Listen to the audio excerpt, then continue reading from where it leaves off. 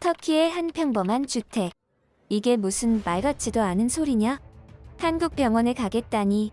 차라리 불구로 사는 게 낫지. 그건 절대 안 된다. 이곳에는 흰머리가 지긋하신 할아버지 한 분과 그의 젊은 손녀가 목에 핏대를 세우며 언쟁을 벌이고 있습니다. 그런데 무슨 일인지 한국 병원을 들먹거리는 할아버지의 표정이 심상치가 않은데요. 하지만 마치 한국의 원수라도 있는 것처럼 보이는 이 할아버지는 결국 마지못해 한국을 방문하게 되고 그곳에서 다소 충격적인 인생 경험을 하게 되었다고 합니다. 도대체 그들에게는 무슨 사연이 있었던 것일까요? 사랑하는 내 딸 야스민. 엄마랑 아빠 없어도 할아버지 말 잘 들어야 한다. 알겠지? 7밤만 자고 나면 우리도 다시 돌아올 테니까 울지 말고. 대신 우리 야스민 좋아하는 인형 많이 사올게. 사랑한다, 내 딸. 제가 기억하는 아버지의 마지막 말이었습니다.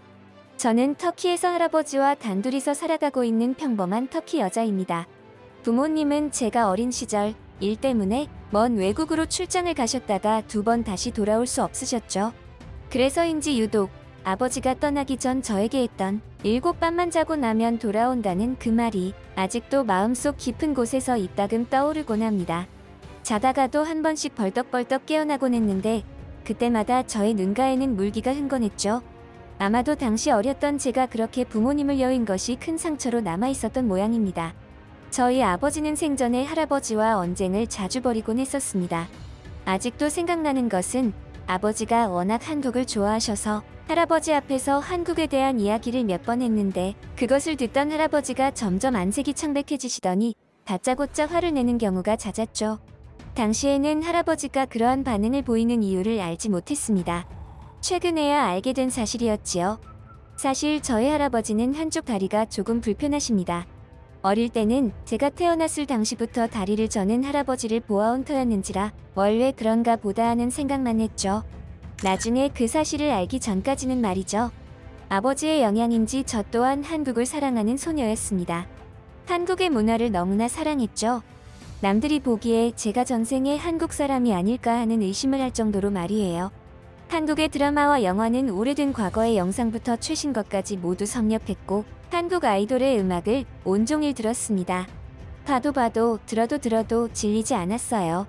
그런 저였기에 한국의 한 잔만 들먹여도 경기를 일으키는 할아버지가 내심 못마땅했습니다. 부모님을 여의고 혼자서 저를 키우시느라 온갖 고초를 다 겪으신 할아버지라는 것을 저 또한 잘 알고 있었지만 아버지와의 추억이 담겨있고 제가 그토록 좋아하는 한국을 대놓고 싫은 티를 내시니 제 마음이라는 게 마음대로 되지 않더라고요. 제가 성인이 된 어느 날은 제가 할아버지에게 민폐를 끼칠까봐 혼자서 이어폰을 끼고 한국 음악을 듣고 있는데 할아버지가 다가와서 저에게 무얼 그리 듣고 있느냐고 하시길래 한국 음악이요 라고 했다가 아주 큰 사달이 났던 적도 있었습니다. 아니, 내가 내 귀로만 한국 음악 듣겠다는데 그게 그렇게 화를 내실 일인가? 할아버지는 대체 왜 저렇게 한국을 싫어하는 거야? 이대로는 도저히 안 되겠다고 여긴 저는 할아버지가 왜 저렇게 한국을 싫어하시는지 알아내야겠다고 생각했습니다. 그 당시에 저는 할아버지에 대한 감정이 아주 복잡했습니다. 저의 부모님이자 친한 친구와도 같은 고마운 분이셨지만 제가 사랑하는 한국을 싫어하는 그 모습에 할아버지조차 싫어질 지경이었으니까요. 그래서 저는 고민 끝에 할아버지에게 처음으로 솔직하게 질문을 드렸죠. 할아버지, 저도 이제 성인이고 세상이 어떻게 돌아가는지 정도는 알고 있어요. 그런데 도무지 할아버지가 한국에 대한 그런 태도를 보이시는 것은 이해가 가질 않아요. 대체 왜 그러시는 거예요? 그곳에 할아버지의 철천지원수라도 있는 거예요? 우리 조금 솔직해지는 게 어때요? 저는 앞으로도 한국 쪽의 문화를 받아들이고 공부해서 관련된 직업을 구할 거예요. 그런데 할아버지가 이런 반응을 유지하신다면 우리가 어떻게 같이 살겠어요? 화를 내면서 이야기를 한 것은 아니었지만 당시 저의 말투는 꽤 공격적이었습니다.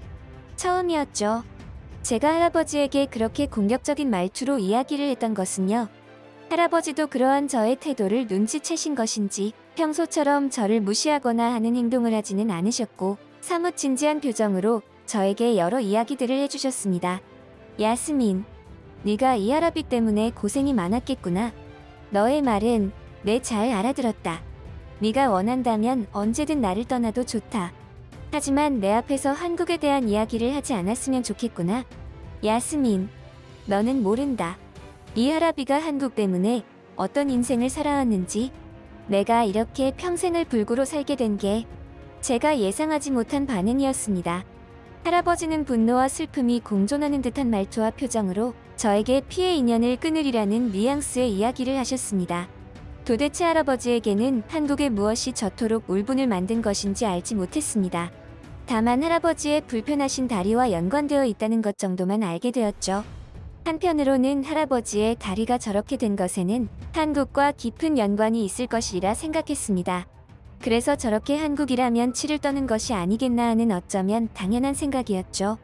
만약 내가 모르는 그러한 일들이 있었다고 한다면 제가 어떻게 해서든 할아버지의 그런 울분을 조금이나마 풀어드리고 싶었습니다. 그러다 문득 할아버지가 다리를 다치시기 전에 젊은 시절 한국에 태권도를 배운 적이 있다는 사실을 떠올렸습니다. 할아버지도 사실은 아버지와 저처럼 한국을 사랑했던 시절이 있었다는 것을 불현듯 깨달을 수 있었죠. 할아버지는 어쩌면 그토록 사랑했던 한국이었기에 더더욱 증오하게 된 것일지도 몰랐습니다. 이를테면 너무나 사랑하는 연인이 나를 배신하고 다른 사람에게 떠나버린 뭐 그런 일처럼 말이죠. 일반적인 질문으로는 할아버지의 깊은 상처를 수면 위로 올려내기 힘들다는 생각이 들었습니다. 그래서 그런 이야기를 하지 않는 척하면서 넌지시 한번 떠보았죠. 할아버지, 옛날에 태권도 고수였다면서요? 저도 좀 알려주시면 안 돼요? 그리고 할아버지 다리가 그렇게 된 것은 할아버지가 한국 전쟁에 참전하기를 스스로 선택하신 거잖아요. 안타까운 일이긴 하지만 그렇다고 그 일이 한국 탓을 할 일은 아니잖아요. 그 선택은 할아버지 당신이 선택한 일이 아니었냐는 식으로 오히려 할아버지의 다리가 그렇게 된 것은 그 누구의 탓도 아닌 할아버지 본인의 책임이다. 라고 말했습니다.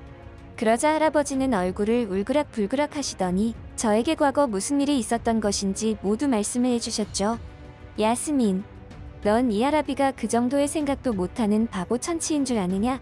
내 다리는 한국의 의사놈 때문에 불구가 된 것이다. 전쟁이 끝나고 미국 병원에 가게 되면서 알게 된 사실이지. 어쩌면 나는 불구가 되지 않아도 될 뻔했다. 그때 적절한 치료만 받았다면 말이다. 그런데 이제는 미국 의사 양반도 내 다리를 고칠 수 없다더군. 그러니 내가 한국을 좋아할래야 좋아할 수가 있겠냐 이 말이다. 예상했던 대로 할아버지의 다리는 한국과 깊은 관련이 있었습니다. 단순히 한국 전쟁에 참전한 용사로서 명예로운 상처로 생각했던 저였지만 사실 그 이면에는 제가 알지 못하는 진실이 숨겨져 있었던 것이죠.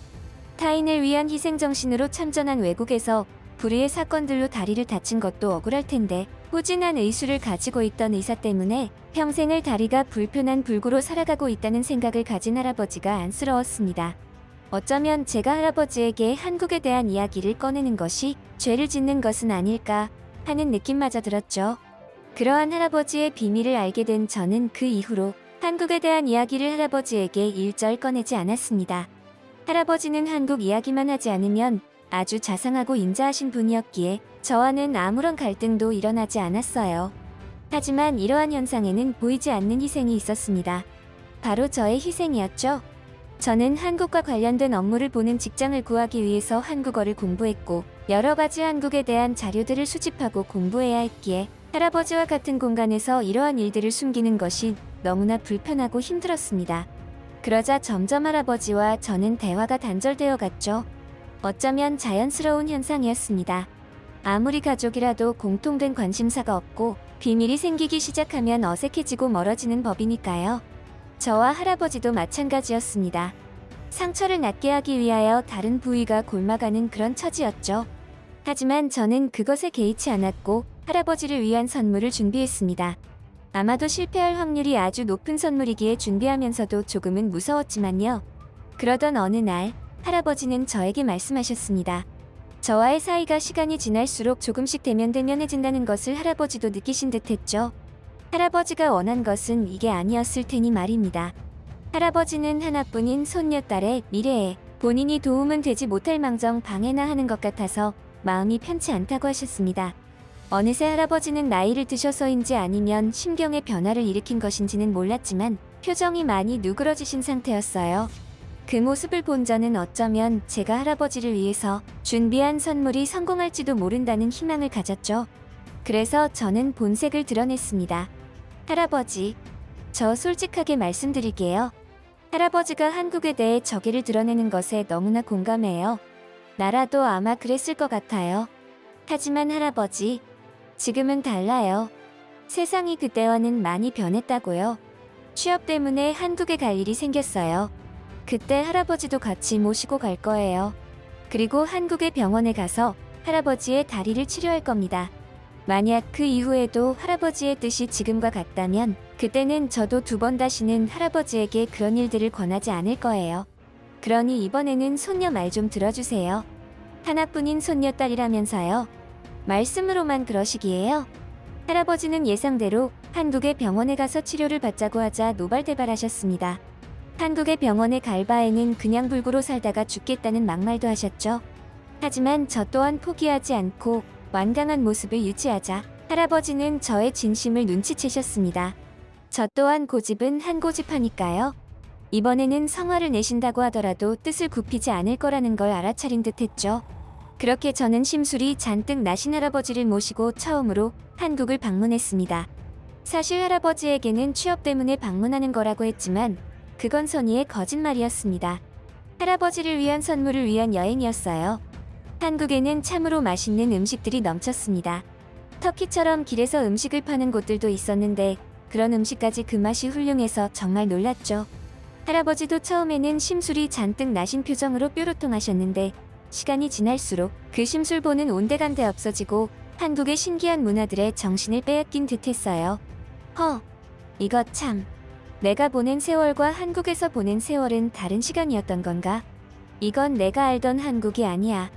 대체 그동안 무슨 일이 있었던 건지. 혼잣말처럼 중얼거리던 할아버지는 말씀하시다가 저의 눈치를 살피더니 이내 부끄러운 듯 입을 닫으셨습니다. 그렇게 저와 할아버지는 아주 의미 있는 한국 여행을 마치고 터키로 돌아왔습니다. 그리고 이제는 더 이상 다리를 쩔뚝거리지 않는 할아버지와 행복한 나날들을 보내고 있지요. 사실 제가 할아버지를 위해 준비한 선물은 새로운 관절이었습니다. 한국 의술이 과거 할아버지가 알고 있던 그 시절과는 비교도 되지 않을 정도로 엄청난 발전을 이룩했다는 것을 저는 알고 있었습니다. 그래서 할아버지의 다리를 치료해줄 방법이 없을까 하다가 줄기세포를 이용한 치료를 알게 되었던 것이죠. 비록 저렴한 금액은 아니었지만 할아버지의 건강해진 다리를 보자면 절로 흐뭇해지는 요즘입니다. 야스민, 이 할아비가 내 친구 중에서 체력이 제일 좋은 거 알고 있니? 다리가 편해지니까 옛날보다 운동 효과도 훨씬 좋은 것 같아. 태권도 배우고 싶다고 하지 않았니? 이 할아비한테 한번 배워볼래? 네덜란드, 암스테르담의 어느 학교 교무실. 아니, 한국이라니요? 갑자기 저한테 왜 그러시는 건가요? 이곳에는 젊은 여자 선생 2명과 중년의 남자 교장 선생이 무언가 심각한 분위기로 이야기를 나누고 있습니다. 처음에는 다소 부정적인 말투로 교장에게 항의를 하던 한 여선생은 어찌된 일인지 결국 한국으로 떠나게 되는데요. 그리고 그곳에서 여성은 평생 잊지 못할 충격적인 경험을 하게 되었다고 합니다. 도대체 그들에게는 무슨 사연이 있었던 것일까요? 안녕하세요. 저는 네덜란드의 암스테르담에서 초등학교 선생으로 근무 중인 테레사 클라인이라고 합니다.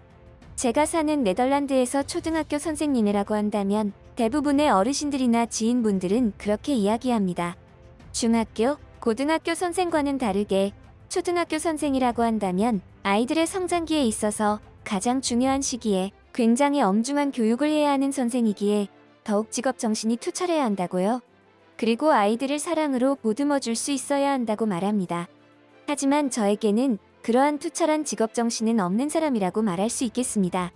저에게는 쌍둥이 언니가 한 명 있는데요.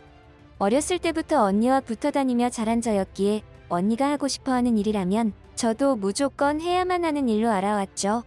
그건 제가 성인이 되어가면서 진로를 결정함에 있어서도 마찬가지였습니다.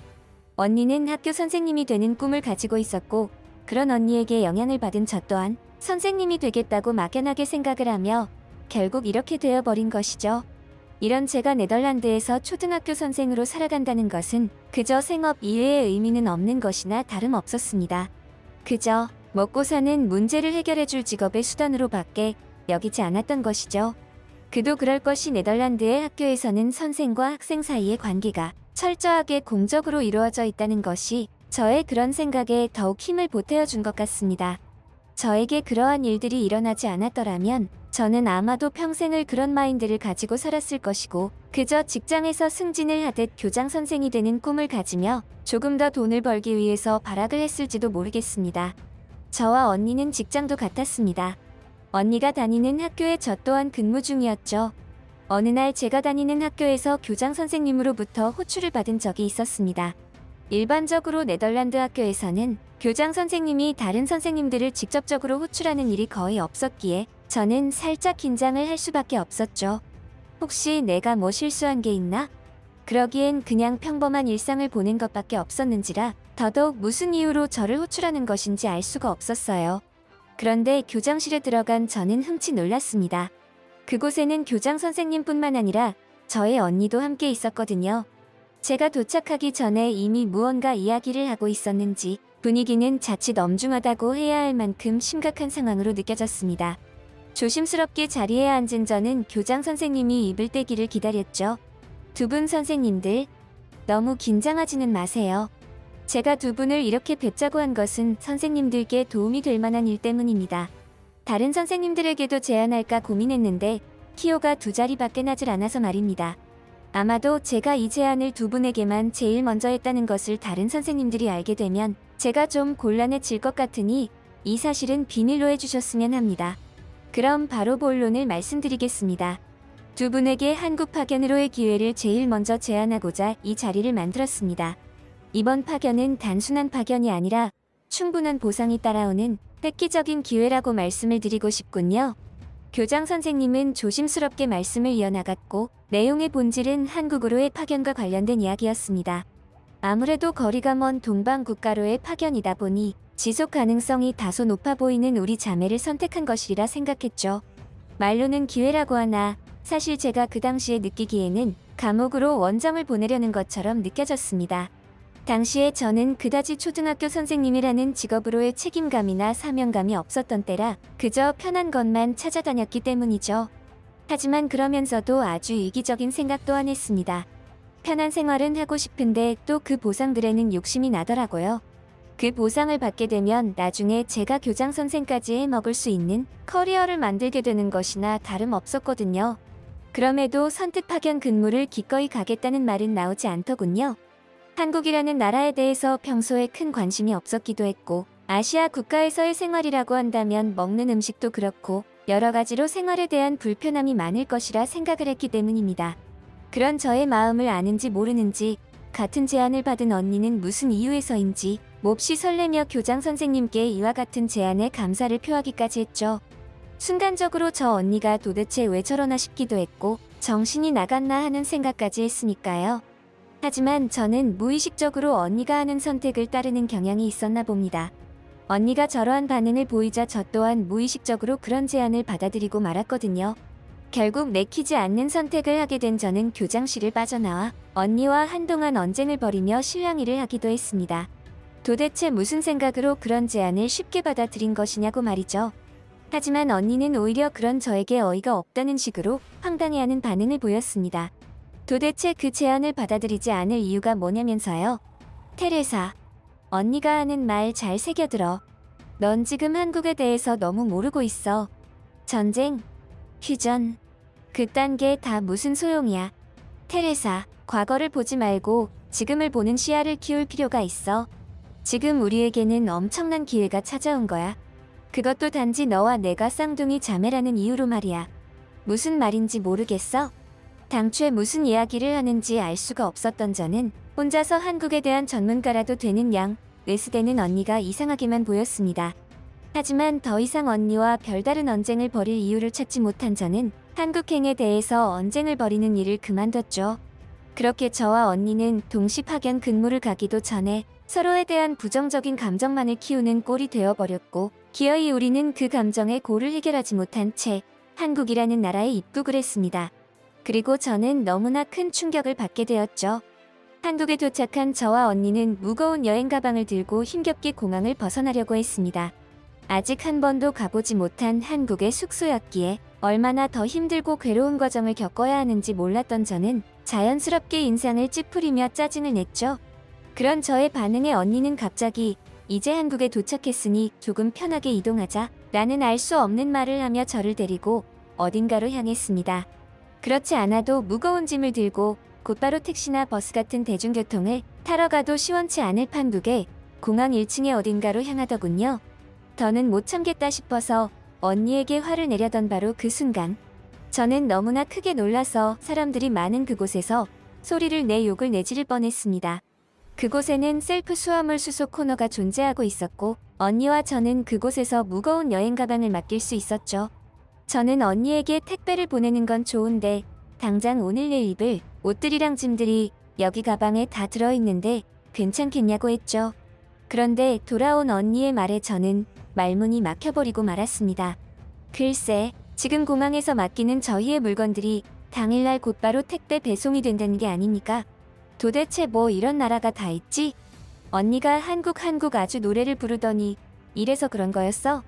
나는 왜 한국이라는 나라가 이 정도의 수준까지 발전된 나라라는 것을 몰랐지?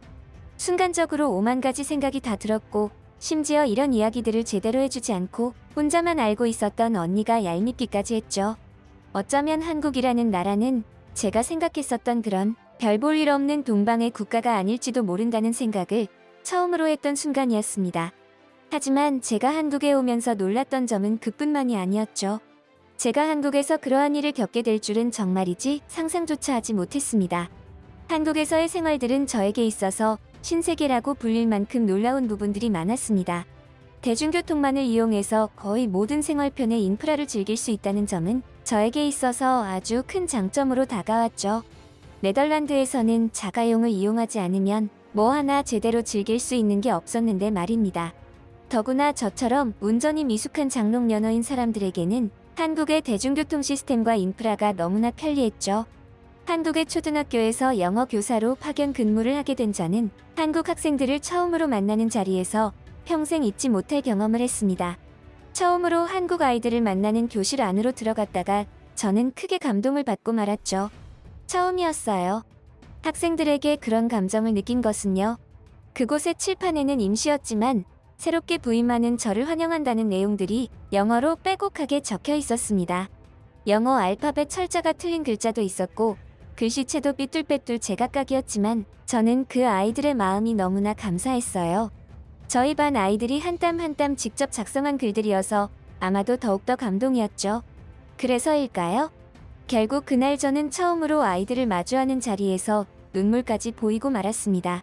이건 네덜란드에서는 절대로 해서는 안 되는 행동 중에 하나였습니다. 그래서 이 일을 언니에게 말했더니 미쳤냐는 소리까지 들었어요. 네덜란드에서는 학교 선생이 학생들에게 절대 약한 모습을 보여서는 안 되었습니다. 그 순간 선생으로서의 위상이 떨어지고 선생을 만만하게 보는 아이들이 많아지기 때문이죠. 그래서 어느 학교에서는 그러한 부분들을 교칙으로 세워놓은 학교들도 있을 정도입니다. 그런데 한국의 아이들은 달랐습니다. 정말 놀랐어요. 한국의 아이들은 네덜란드의 아이들과는 다르게 아주 순수한 모습이 있었습니다. 아주 얌전했고 선생의 말을 아주 잘 경청해주고 잘 따라주었죠.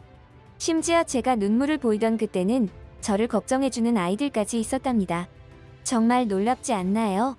어떻게 이런 천사 같은 아이들이 있는지 말이에요. 이런 아이들을 어떻게 사랑하지 않을 수 있겠습니까? 그렇게 저는 한국의 아이들과 친해지며 너무나 행복한 파견 생활을 이어나갔습니다. 시간이 지날수록 저는 한국이 좋아졌고 한국의 아이들이 좋아졌습니다. 이런 곳에서의 삶이라면 무리해서 학교 교장이나 큰 성공을 하지 않아도 될 것 같다는 생각까지 하게 되었죠. 어쩌면 진정한 행복은 그런 게 아닐까 하는 생각을 하면서요. 진정한 성공은 물리적인 것에만 한정되어서는 안 된다는 생각이 들었습니다. 하지만 저는 현실을 직시해야 했고 결국 네덜란드로 다시 복귀해야만 했죠. 시간은 어느덧 흘러 1년이라는 파견 시간이 종료되었습니다. 네덜란드 학교 측에서 복귀 명령이 떨어졌고 저와 언니는 결국 네덜란드로 돌아가야 했죠. 떠나는 발걸음이 떨어지지 않을 정도로 한국에서의 생활은 저와 언니에게 아주 막대한 영향을 끼쳤습니다. 그것도 아주 긍정적으로 말이에요. 1년이라는 짧다면 짧은 시간 동안 많은 것을 배웠고 깨달았습니다. 지금의 저는 한국을 다녀오기 전에 저와 비교해서 완전히 다른 사람이 되었다고 해도 과언이 아닐 정도로 말이죠. 그저 타인에게 보이는 것에만 집중되고 물리적인 성공만을 위해 학교에 다니던 저였지만 지금은 뭐랄까. 저의 어깨에 더욱 무거운 책임감과 사명감이 더해진 느낌이었습니다. 네덜란드나 미국, 유럽의 국가에서 중요시하는 개인주의. 그것들은 현대를 살아가는 우리에게 당연한 권리라고 생각합니다. 하지만 한국의 감정문화인 정의라는 것을 접한 이후로는 생각이 조금은 바뀌게 되었죠. 개인주의라는 것도 어느 정도 합리적인 선에서 적당히 누려야 함을 깨달았어요. 우리가 살아가는 지구는 저 혼자서 살아가는 공간이 아니었고 우리 모두가 더불어 살아가는 공간이기 때문이죠. 저에게 이러한 가르침을 얻게 해준 참된 나라 한국. 정말 감사합니다.